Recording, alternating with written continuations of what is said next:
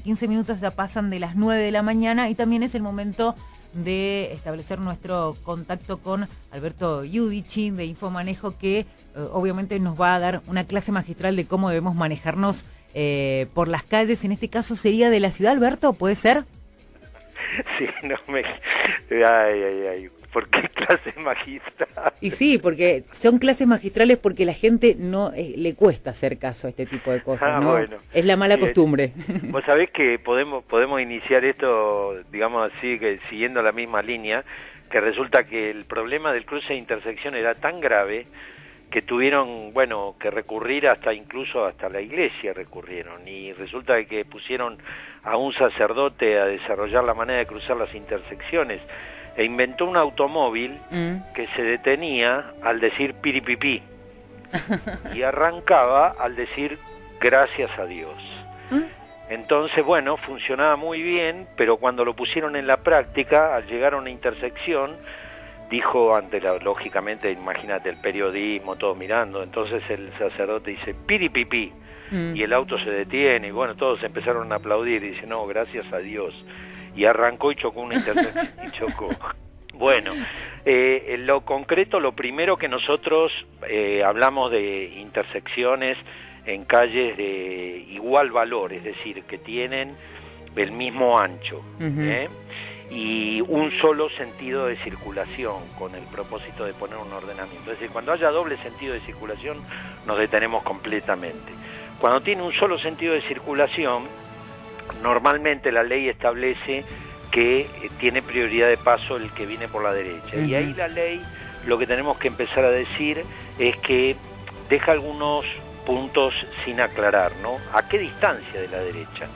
Por eso directamente vamos a copiar la ley de los Estados Unidos, que en todos los estados de los Estados Unidos, al llegar a una intersección, si tiene prioridad el que llega primero, y si los dos vehículos llegan juntos, el de la derecha. Eso viene a definir muy bien la manera que debemos cruzar. El principal concepto que tenemos que tener para el cruce de intersecciones cuando estamos acercándonos a una intersección es asumir que va a venir un vehículo y que ese vehículo va a venir rápido. Sí. Sí. Ese es, ¿me escuchan? Sí. Ese es el punto principal, asumir que va a venir un vehículo. ¿Por qué esto?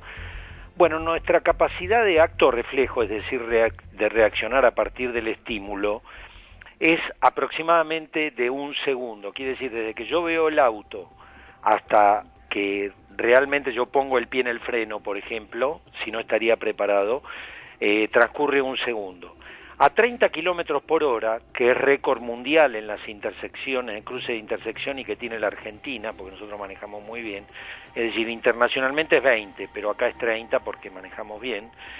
A 30 kilómetros por hora, en un segundo el vehículo recorre 8 metros. Por lo tanto, si yo no llego a la esquina preparado para frenar, no voy a poder frenar, que es el clásico, no me frenó, no lo vi, etcétera. Así que vamos a llegar a la esquina preparados para frenar. En realidad se frena antes de la esquina y no en la esquina, es decir, yo debo, cuando estoy llegando a la línea de observación, que es donde la proyección que tiene la ochava, ¿no? Sí. Ese sería el punto donde yo puedo empezar a observar a quienes vienen del otro lado. Entonces, en ese punto yo ya tengo que tener el cambio colocado con el que voy a salir y estoy preparado para frenar. Y estoy preparado para frenar. Bueno, en esas circunstancias yo observo si el cálculo de distancia me da a mí para poder avanzar, bueno, paso el pie al acelerador y acelero. Sigo, claro. Y si no, como estoy preparado para frenar, freno y entonces detengo el automóvil.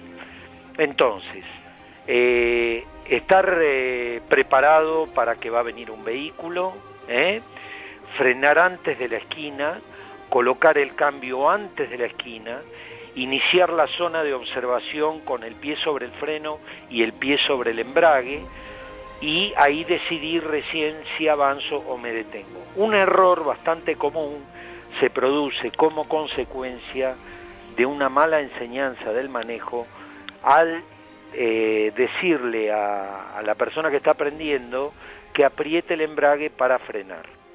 El embrague se aprieta para desconectar el motor, para evitar que se pare, no para frenar. Quiere decir que la acción de freno tiene que ser solamente el pedal de freno. Si me voy a detener, entonces le sumo el embrague. Pero si no, es únicamente el pedal de freno. Esto es muy importante.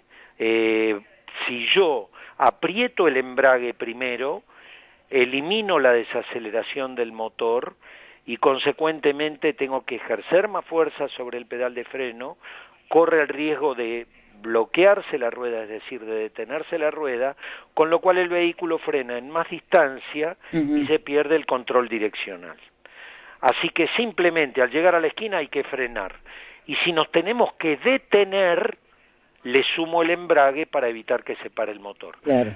Si entré en la emergencia, cosa de la que siempre tenemos que tratar de alejarnos, y eventualmente no pude apretar el embrague, no se asusten ni se preocupen que el vehículo frena, no pasa nada, se para el motor y a lo último va a tener un pequeño sacudón.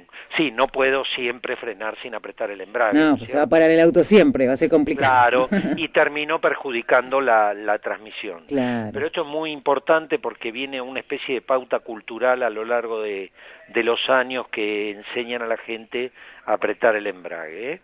Bueno, esta ha sido nuestra recomendación de hoy. Alberto, sí. Tenía una consulta para hacerte, que tenía que ver un poco porque hablábamos de las intersecciones, la prioridad del que viene por la derecha, que es lo que nosotros tenemos culturalmente como mandato, por decirlo de alguna manera, y asimilado. Pero por ahí la pregunta es, ¿cuándo pierde la prioridad de la derecha? ¿Cuando hay un disco pare en esa esquina? No, bueno, lógicamente estábamos hablando de dos intersecciones, vuelvo a repetir, sin señalizar, claro, ¿no es cierto? Pero digo, no había, está bueno la aclaración porque a veces dicen, no, yo voy por la derecha, aunque esté el disco pare, sigo, y no es así. No es así, no es así, es cierto. Las señales son mandatorias, sobre todo cuando tienen una orla roja o, sí, generalmente que está el color rojo incluido en la señal, ¿no es cierto? Sí. Las otras son de información o de prevención. Es importante que como primera medida es la señal mandatoria. Por eso yo explicaba que este cruce es sin señales. Sí. Y otra cuestión importante, estamos hablando de calles de igual valor, o sea, si yo voy a cruzar una avenida, o una calle de mayor valor, tiene prioridad de paso el de la calle, por la calle con mayor valor. Es efectivamente. La actitud a tomar en ese caso es detenerse completamente y bueno, observar ambos lados antes de proceder a cruzar. Y como siempre, por supuesto, vamos a anteponer a la empatía, ¿no? Ayudar al otro, es decir, no pensar de que nosotros tenemos un derecho. Eso es lo que establece la ley, sino que vamos a llegar a la intersección pensando que viene alguien y que lo vamos a ayudar a cruzar en el caso que cometa un error. No porque este sea un curso no sé, para generar santos en el tránsito, sino simplemente porque si chocamos nos vamos a ver involucrados en una situación muy desagradable. Y complicada al mismo tiempo. Y complicada, efectivamente. Alberto, y además, bueno, la recomendación, como decías vos recién, de frenar, por más que uno sienta que tenga la prioridad, siempre ir a la defensiva. Preparado para frenar a la defensiva. Exactamente. Y respetar siempre el tema de las velocidades, porque cuando uno habla, por ejemplo, de calles del mismo valor, uno se imagina en un barrio, por ejemplo, o en una calle, en un lugar que puede ser muy transitado y que por ahí no se respetan los límites de velocidades máximas, que son entre 30 y 40, los valores normales, y que por ahí la gente decide obviar eso y ir un poquito más rápido, ¿no? Sí, muy importante en este punto definir el tema de velocidades. Las velocidades en calles de la estructura de la ciudad es 40, en avenidas es 60, y salvo indicaciones en contrario, claro, que tienen algo más, y en ruta 110 y en autovías y autopistas 130. De acá sale una cuestión importante para definir en las velocidades. Está lo que se conoce como velocidad mínima, sí, que generalmente es la velocidad la mitad de la máxima.